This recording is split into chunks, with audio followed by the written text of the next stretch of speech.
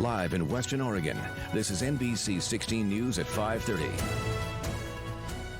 Statues torn down on campus at the UO are being placed in storage and will likely stay there. Good evening and thank you for joining us. I'm Jacqueline Mazer. Now that is according to the university's president, Michael Schill, who says some may consider the Pioneer and Pioneer Mother statue to be symbols of racism and oppression. NBC 16's Angelina Dixon reports.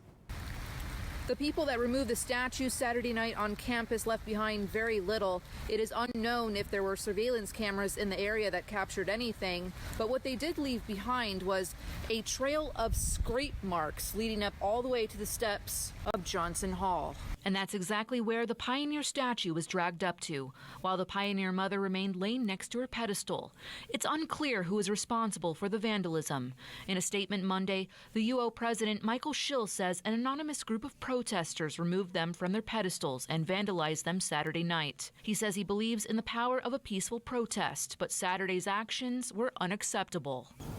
The next day, after statues were torn down, yellow tape surrounded the front entrance of Johnson Hall, and roses were left where the Pioneer Mother once was.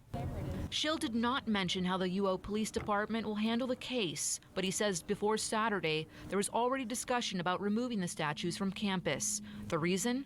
Because they may be viewed as symbols of oppression. He says the last few weeks have sadly demonstrated that racism still resides in our country, a country where ethnic groups are still kept from equal access to justice, education, and more. But he says removing the statues does not change the need for the hard work of confronting racism. However, as an institution, he says they will continue to listen, seek understanding, and find meaningful ways to support diversity and inclusion of students, faculty, and staff. In Eugene, I'm Angelina Dixon reporting. All right, thanks for that report, Angelina. Well, a statue of Thomas Jefferson at Jefferson High School in North Portland was torn down. It happened after a peaceful protest at the school yesterday. Jefferson has the highest percentage of black students of any high school in the district at 31%. Many community members came by to see the damage. Some people were disappointed. Others say it's about time and are calling for a change to curriculum across the country. For me, in elementary school, I wasn't taught that Thomas Jefferson was a slave owner. This is something that was taught to me by my parents and my family. There's no official decision as to when or if the statue will return. For now, the statue remains off campus. Well, staff and residents at a local rehabilitation center were tested for coronavirus today after a staffer tested positive last week. The parent company of Green Valley Rehabilitation and Health Center in Eugene says the staff member last worked at the facility on Wednesday. They are currently self-isolating at home and will not return to work until medically cleared to do so. Lane County Public Health says getting everyone tested now will help them handle any future cases. There will be an entire crew of people going home, potentially going out in the community, and then coming into the facility. And so that's where the new guidelines around testing everybody at the facility are coming into play. And potentially, if we're able to catch a case early on, before there's been a lot of exposure, we can then contain any kind of disease spread within the facility. This is the first staff member to test positive at the Green Valley facility. If that facility does have an outbreak of coronavirus, the public will be notified. Well, statewide, this is where coronavirus numbers stand. The Oregon Health Authority is reporting 184 new confirmed and presumptive cases, with 4 more deaths, totaling up to 180 now. You can find the total number of cases reported since the start of the pandemic on your screen. Lane County Public Health reports a total of 90 cases. 88 are positive cases and 2 are presumptive cases. Health officials reported 3 new cases today. All are from the Eugene-Springfield area.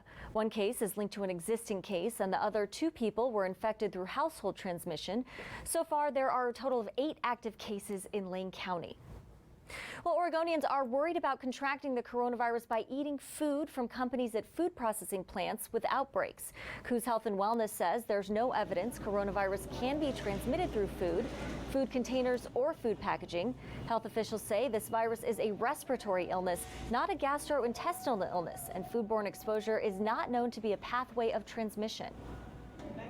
With the large outbreak that was up in Newport over the last week or so at that food processing plant, we just wanted to make sure that folks understood it's not the food. It was a whole bunch of people being close to each other that got that going.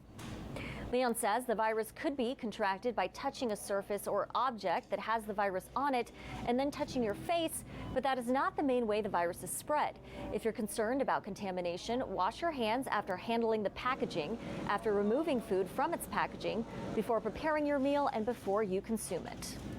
Well, the coronavirus antibody test is becoming more popular as testing becomes more available.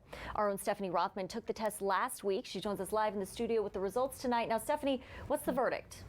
Well, Jacqueline, it's a big surprise to me. My antibody test actually came back negative. Now, that's not the results I wanted, but it does answer the uncertainty I had burning in the back of my mind for months. Although this means I never had coronavirus, which is good, this also means I now don't have any immunity either. So this meant that your body did not develop antibodies to SARS-CoV-19. Surprising results given Dr. Schnapper, deeming me a perfect candidate for the test. It's crazy when you are so positive that you're positive and then you're negative. Like many, I never was able to get tested when I started showing symptoms months earlier.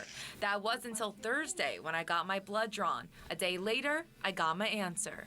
In your instance, and for many patients, they're actually hoping that it's a positive, which is a unique situation. Most patients, when they get a test, they kind of hope it's negative because you're looking for an illness or disease that you don't want to have. After developing symptoms in March and being exposed to my mother who tested positive, I was sure I had it. The anxieties that I hoped would be eased by the results came rushing back.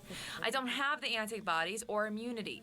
Knowing if you've an accurate test boils down to two things: sensitivity and specificity, meaning a sensitive test should capture all true positive results, and a specific test should rule out all true negative results. Anyone who's had symptoms of a COVID-like illness who is greater than 3 weeks out with a negative antibody test, that truly approaches 100% that it's a true negative. If you get a true positive, then it begs the question, how long does immunity last? Dr. Schnapper says the antibodies that fight the virus can live for at least several months. It's very important to get tested early on if you might have symptoms, now that we have the capacity to do so. And the antibody test is just a second level of information that we can kind of add to this pool. And one step closer to a vaccine. Now, it's important to understand that everyone is still learning in real time. If you have the antibodies, this doesn't mean you should stop wearing masks, washing your hands, etc. If you are looking to get tested, though, multiple places like Nova Health, Mackenzie Willamette Hospital, and the Red Cross are now doing it for free. Jacqueline? All right, that's great to know, Stephanie. Thank you so much. Well, Bay Area Hospital in Coos Bay is now allowing some visitors into the hospital, so good news there tonight. One visitor will be allowed per patient in most departments. Only one person will also be allowed with a cancer patient during provider appointments. There will be no visitors under 12 years old and no visitors in the cancer infusion room. Kelly Dion with Bay Area Hospital says science shows patients heal more efficiently with support. We're happy to see visitors come back. It's important to people's, health and well-being that they have the support of their family around them as they try to heal and get better. Exceptions to the one visitor rule is for those in birth and death situations.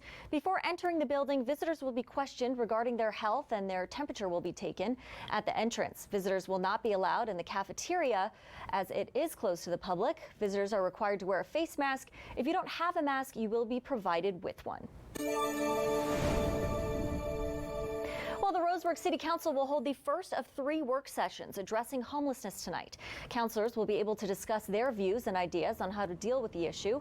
Addressing homelessness is one of 6 goals laid out by the council earlier this year. Originally, it was goal number 6, but the council decided to address the homelessness issue first tonight. Since this topic is very controversial and it's a topic of debate currently, the council decided to move that one up to the front and address that first. In the next 2 sessions, the council will hear from experts and then decide what action to take. The work session will be in the Umpqua Room at the Public Safety Center at 6 o'clock tonight. The session will be streamed on Facebook. And if you live in the Eugene-Springfield area, there are some public hearings tonight that may interest you. The Eugene City Council is asking for public feedback on speed limit reductions from 25 miles per hour to 20 miles per hour. The change would affect most residential streets. That remote hearing will take place tonight at 7:30. Now, earlier tonight at 7 p.m., the Springfield City Council will be taking public comment regarding the budget for the upcoming year. Budget discussions began circulating when police body cameras were part of suggested cuts to save money. An agenda released last week, however, no longer includes that suggestion. Echo Every Child in Douglas County is having an Explore Fostering event tonight at 6 p.m. The event will take place on Zoom and is designed to teach you how to become a foster parent or learn about respite care for foster parents. There are more than 400 children in need of fostering in Douglas County with less than 180 certified homes. If you're interested in the meeting or becoming a parent yourself, you can visit their Facebook page for more information. Well, coming up on your only local news at 5:30, NBA is moving forward with plans for restarting their season at the end of July. But what challenges is the league still facing? And of course, when we are not on air, we continue to bring you the very latest developments on our website, NBC16.com, and on our Facebook page at KMTR News. You can also download our KMTR News app on your phone.